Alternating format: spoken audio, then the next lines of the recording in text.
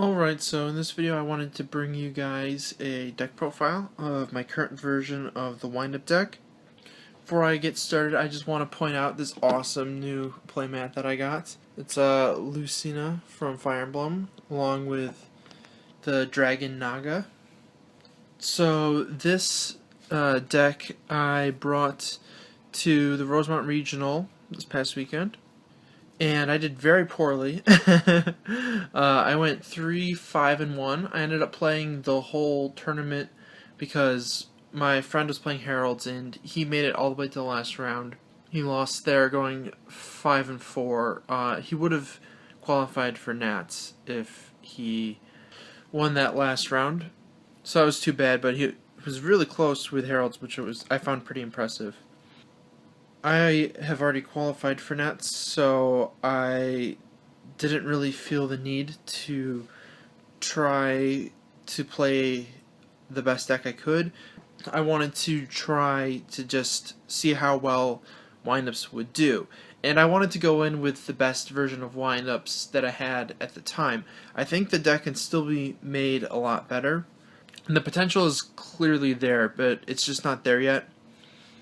But I did want to do a video with where I'm at right now, at least. And I do think this is a good wind-up deck. It's just that the deck currently has issues. There's two main issues. One is consistency, drawing brick hands that can't really be played, and also your opponents having hand traps that shut down your plays, even when you have good hands.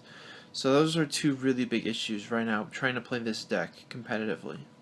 As far as consistency, this current version, when I do test hands, I have good hands about 2/3 of the time. Good being, I can make a strong board at a minimum. Not necessarily extra linking, but being able to put a good number of exceeds, like at least a tri-gate with a negate, something like that. The problem is, even out of those 2/3, a lot of them will get shut down by one hand trap, and that happens all the time. But this build, I did try to build with those weaknesses in mind and try to minimize them as much as possible. And before I get into it, I would like to shout out both J Money and Fan of Stuff.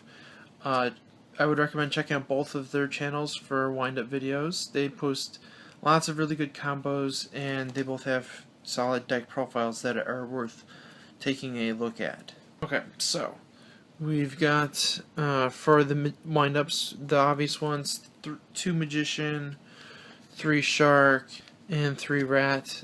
These are your staples. Totally obvious, and you'd be an idiot to run anything less. Magician plus Shark on its own is ridiculous. If you have like anything to extend it, then you just completely win. You'll probably win if you draw these two together and your opponent doesn't have a response, even with nothing else in your entire hand. And then Rat is the best one to have, both through to extend your combos and also late game to help make plays after when you're grinding. You end up grinding a lot with this deck, more than you would expect, just because your plays don't go through cleanly more often than not. And for your other windups, you have 2 Hunter, 2 Bats, and 2 Kitten. I ended up not running any Warriors or Rabbits. A big part of that was I didn't want to have to fit Invoker or Levier into the extra deck, and that's really the only reason to play either of them. There's not really very much extra deck room. I am playing Rescue Cat, which is why I'm playing 2 of this. I would play only 1 otherwise. But its effect is really solid to bounce stuff back. And the fact that you can activate this when it's in defense mode is really useful to try to gain advantage, because your other main advantage gainers, Bat and Rat, don't work while they're in defense. Looping Bats is crazy. These are extremely strong. Hunter almost never works in my experience. So when you have a good hand and you don't get interrupted, you can loop all of your opponent's cards from their hand, but that is so hard to have actually happen just because they interrupt you. It doesn't go through cleanly. And I'm actually even considering just cutting Hunter because it's not working. I think trying to maximize consistency is the way to go, and all 6 of these are bad for consistency. You don't want to open with any of these. So if you could cut it down to just 4 and take these out entirely, that would make it a lot more consistent. And your deck can still be powerful even without that as your opening play, just by making a strong board instead of trying to loop your opponent's hand while making a strong board. So that's where I'm at right now on that. I'm not entirely sold on that change, but I am leaning that way. As far as not playing more of these, so you don't actually need 3 hunters to loop 5. I've done it with 2, so I don't want to play 3 if I don't have to. And then bats, the only reason to play 3 is if you're playing machine dupe. And I did try machine duplication, but it was really bad. So most often you're going to draw, when you're playing, you have to play 3 and 3 to try to get the combo most consistently, and it's really, really good when you draw a bat and a machine dupe. But you're much more likely to draw just a bat by itself in your opening hand, or just a machine dupe by itself in your opening hand, and have them do nothing. A machine dupe plus a combo is also good because you can summon a bat mid-combo with your magician and then dupe it. So that's also really strong. But that is also less likely to happen when you're playing machine dupe because you're going to be drawing machine dupe instead of starters. Machine dupe is not a starter unless you have a bat. And so yeah, extenders are good, but starters are better. And I think that's actually one of the main weaknesses right now is there's not really very many good starters. You have like Shark is a good starter, Cat is a good starter, Brilliant Fusion is a good starter. Yeah, there's a few, but not enough. So we've got 3 Rescue Cat. I wasn't sold on this at first, but J Money was playing it, so I decided to try it out, and I think Cat is actually really good. Just because going this into Zen Maintenance does a ton to fix your bad hands, and it's just actually one of the best ways to get going. As another point, this is, if your opponent hits this with a hand trap, it's just a 1-for-1.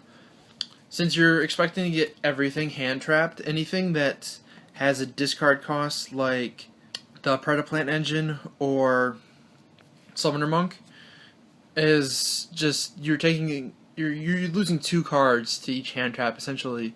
The monster you're summoning, which is going to die, and the card you're discarding, and that's really debilitating because so many of your games, like I said, ended up actually just in the grind game.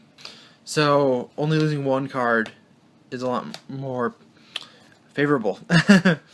So yeah, I'm actually really liking Cat. That's one of my favorite cards so far in this deck. And I've got the Brilliant Fusion Engine, so I've got 1 Garnet, 1 Trick Clown, 1 Damage Juggler, and then 1 Hat Trigger. Just 1 of each. So I'm not playing the Predaplant Engine, so I'm kind of in between J Money and FanF stuff on this. J Money was playing none of the Brilliant or Predaplant Engine, and then FanF stuff was playing a small Brilliant Engine with all of the Predaplant stuff. So I tried it out with the full Predaplant Engine with Loamfires, Predaplants, and it was leading to bricks like crazy. It was so bad for consistency. So when you're just playing this, you have 1 brick that you can draw, the Garnet, and that turns off the engine.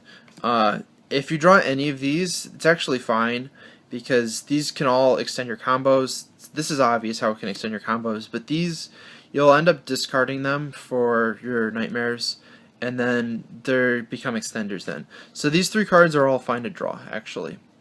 When you play the full Predaplant engine, though, you have both this and Cobra, and if you draw either of them, then the engine is dead, instead of just one card to have the whole engine be dead. And so when you're drawing the 1 Garnet, it makes your 3 Brilliant Fusions dead.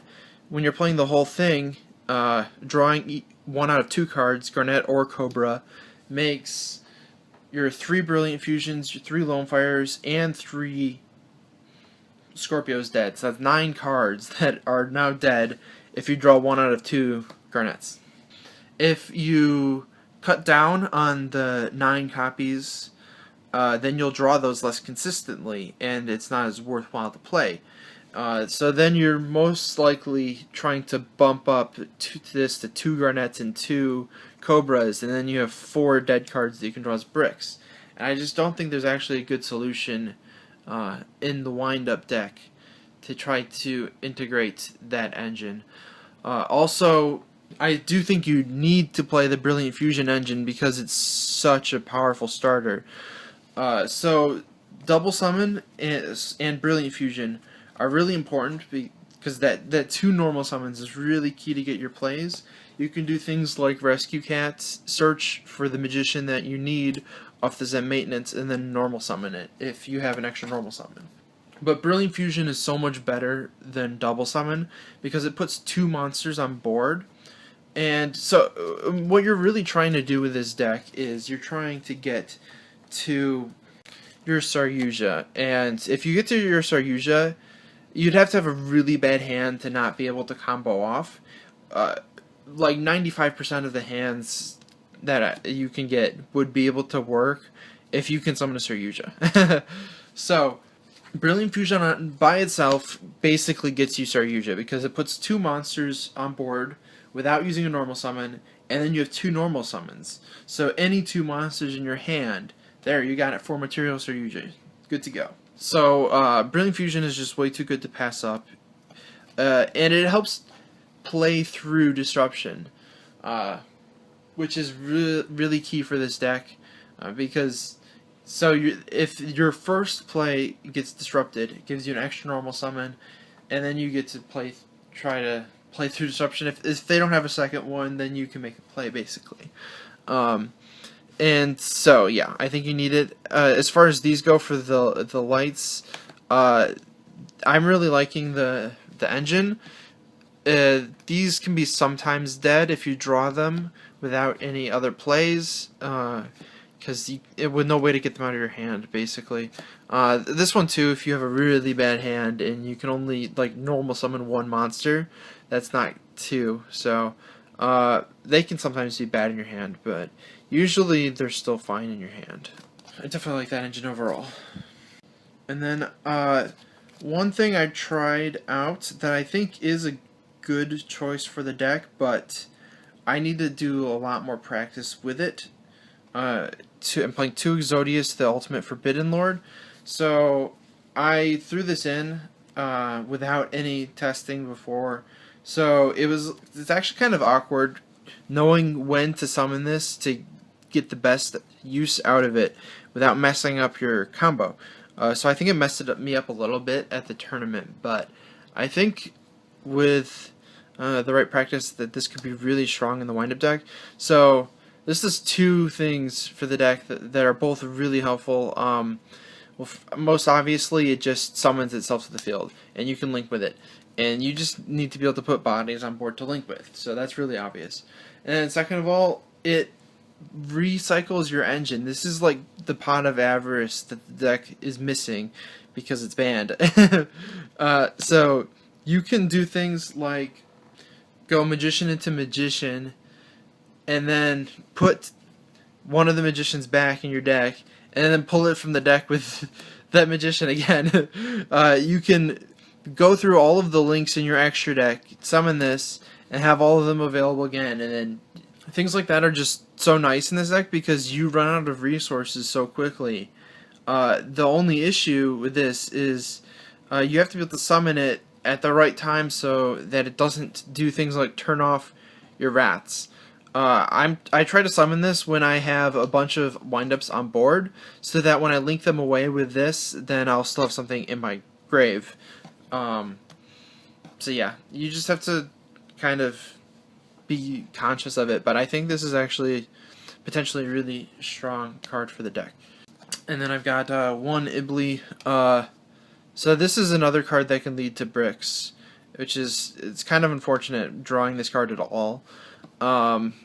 It can work if you're grinding, because you can normal summon it and bring back a Link 3 and then go into Link 4, which is cool, but it's really bad in your opening hand.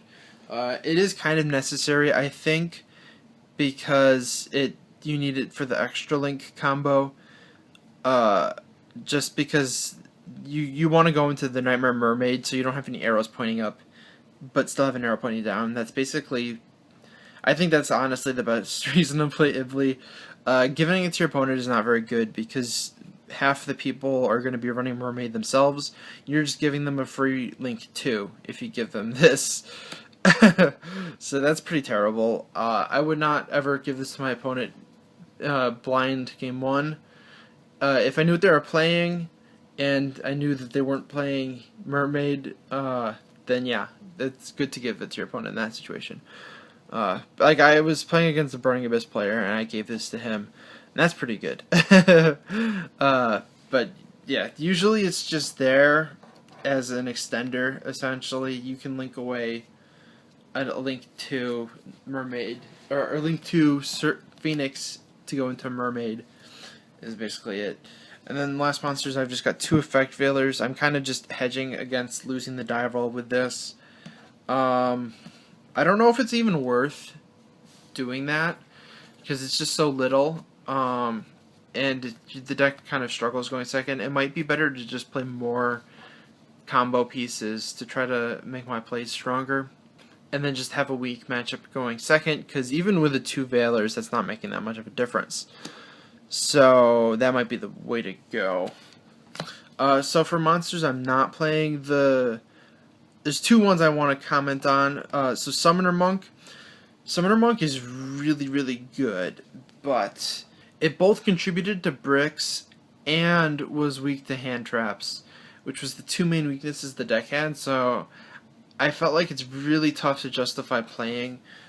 So if you have a Shark in hand, then it's great, because it'll get you your Magician, you're good to go. And even if you don't have a Shark in hand, it'll get you your Cat, and that's also really good to get you started.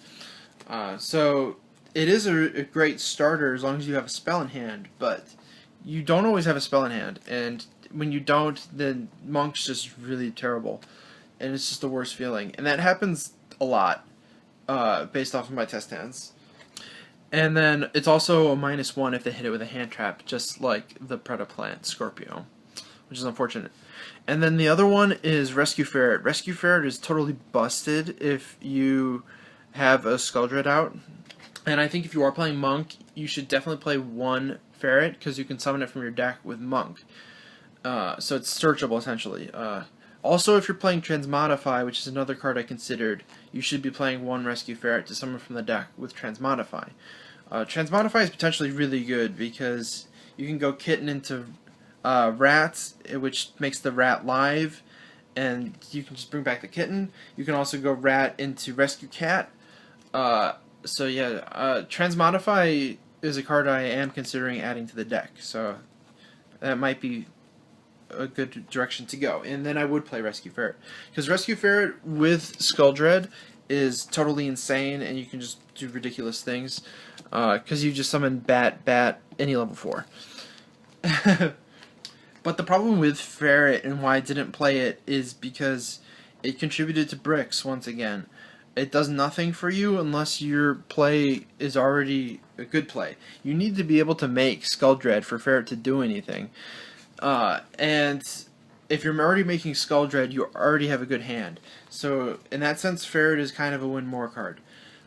So it ended up not making the cut because of that. But yeah, I was playing Ferret earlier, and it does silly things.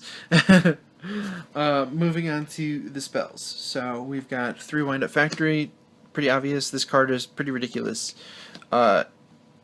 Actually, so even when you have bad hands, if you can like make a Zen maintenance and search for a factory, and you can just set up factories and start getting searches. As long as you're not playing anything like totally ridiculous, like Goki that just kills you. If you're playing something slower, like even a Sky Striker deck that didn't open busted, sometimes Sky Strikers needs to kind of slow roll into their advantage. You can slow roll it into your plays yourself with Factory in situations like that. And it, also just consistency first turn, getting searches. Yeah, so Factory is still really strong. We've got 3 Brilliant Fusion trying to get our free Skull Dread, basically. And extra normal summons. And then we've got our revival spells. So Soul Charge, Monster Reborn, World Legacy Succession, Ares Rock Sunrise. So one of those because they're once per turn. So, and also they just do the same thing because you're almost always going to just be bringing back a rat with these. So there's really no reason to play 2 of either of them because they just do the same thing. These cards are really strong. These ones are usually the same thing as these 2, but these can help you unbrick hands sometimes, and these ones are less likely to do that. I would probably play Ares Rock over this because this is more likely to be dead if you have a bad hand. This, you can do things like, yeah, they're both not that good if you have dead hands, actually.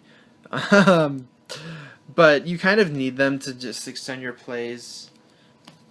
Yeah, they're not very good for starters, which is their main weakness, but they are some of the best extenders. And we just got 1 upstart because might as well be as consistent as possible, even despite how marginal it is. And then 3 Called by the Graves because hand traps, we don't want them. So that's pretty nice to have. I think I've already talked about all the other main spells I was considering when I was talking about monsters. For the extra deck, we've got Seraphonite, Papal Operative, and Baguska as our non-links. So, obviously, you need this for Brilliant Fusion. You do need to make this sometimes for some combos. And also, it's an ultimate, so we have to play it. And then Baguska's kind of like the emergency button of the deck. I found myself with bad hands a lot of times. I could still make a rank 4. So you just go Baguska in defense mode and stall. Try to draw into a combo. And I found that works okay. Sometimes it works, sometimes it doesn't. For the links, you end up making all 12 of them. If you have a good hand, you'll make all 12 of them while extra linking your opponent. I'll show you the board that you try to end on later. So then we've got 1 link 1, Nightmare Mermaid. Need it for the Ibli play. And also to get rid of the up-pointing arrows, basically. You don't want any of those when you're extra linking. Zen Maintenance, because it's busted. Nightmare Goblin. This one's really good for opening up some of your hands. It's absolutely needed to make some hands playable. And then we've got Proxy Dragon, which you just make to link up. It's a link 2 that points sideways. That's just all it is. Underclock Taker, you want this because it's a link 2 that points down and does not point up. And that's the only reason you play it. Then Nightmare Phoenix and Nightmare Cerberus are the last link 2s. You play a lot of link 2s because you need to. So these actually have useful effects. So if you need to pull those off, they help. And their arrows are, well, he has good arrows. You go left to right with this deck. They both are pretty good. Rank 3 or link 3s. So you got Gaia Saber. This would be a unicorn if you had it. Its unicorn is marginally better in like some cases. This has more attack, which actually came up once, but Unicorn's better in more cases, I think. I just don't want to buy one. So you're just making this to link up, usually. It doesn't actually stay on the board, so spending $25 on a card that's not even going to stay on the board seems silly. So Trigate is one of the best ones. It's pretty awesome. And then we got the 4s, Skull Dread. It's a beast. Gets you consistency, basically. Shout out to Lewis, by the way, for letting me borrow his Skull Dread, because I don't want to spend money on that when it's just getting reprinted. And also, he let me borrow his Gaia Saber, also, which I definitely need a Link 3 that points sideways, is the main thing. Firewall's stupid. You just summon everything, keep going forever. Firewall is what enables this deck, essentially. And then Nightmare Griffin. This card was actually really underwhelming. It's actually really easy for your opponent to out. Trigate is a lot better than this. So, and the best board you do end with this, and you might as well, because it does shut down some stuff, but prioritize Trigate over Griffin, because Griffin's not that good. And then, so I'm not playing Link Kribo or Borreload because I don't want to spend the money on them. Borreload probably wouldn't even fit, to be honest. There's not that much room. I think you should fit in Link Kribo if you have it, because linking away bats into Link Kribo is really good.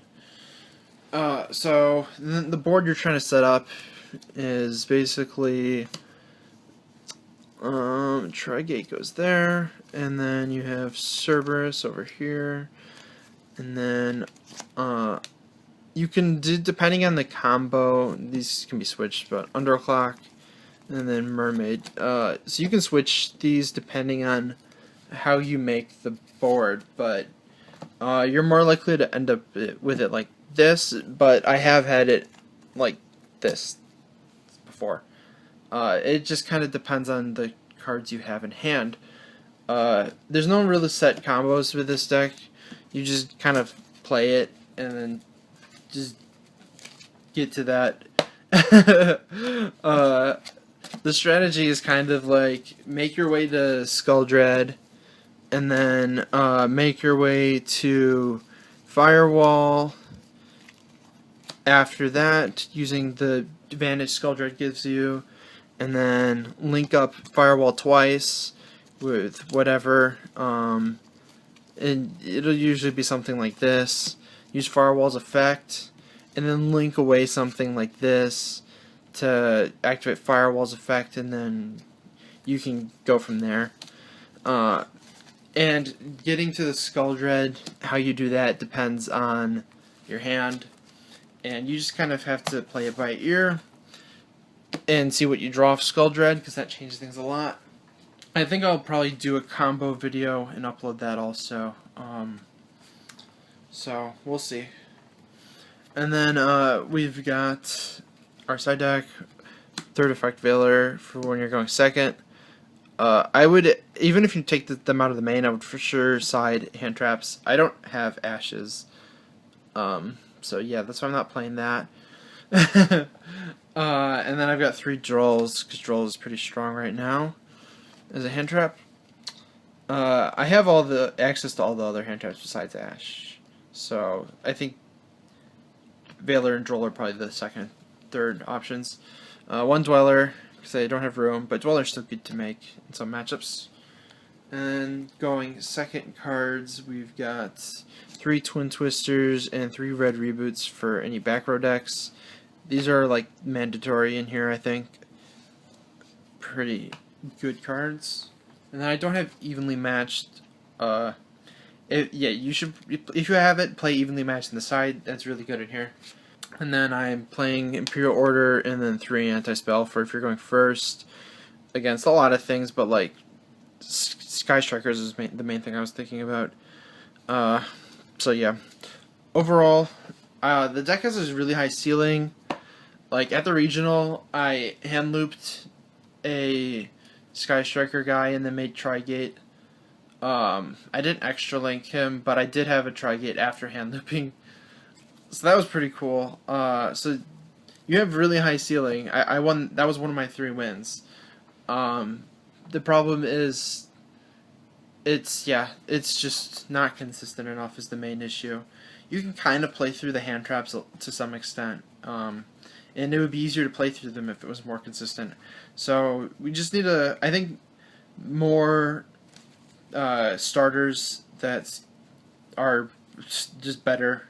I haven't thought of ones that fit that role yet, is the main issue. But there's probably something that you could do to make it better. So I'm going to keep working on it, and I'm pretty happy with that version so far. It's good casually, but not competitively, I would say, at this point. So hopefully you guys all enjoyed the video, and if you did, be sure to check out some other stuff.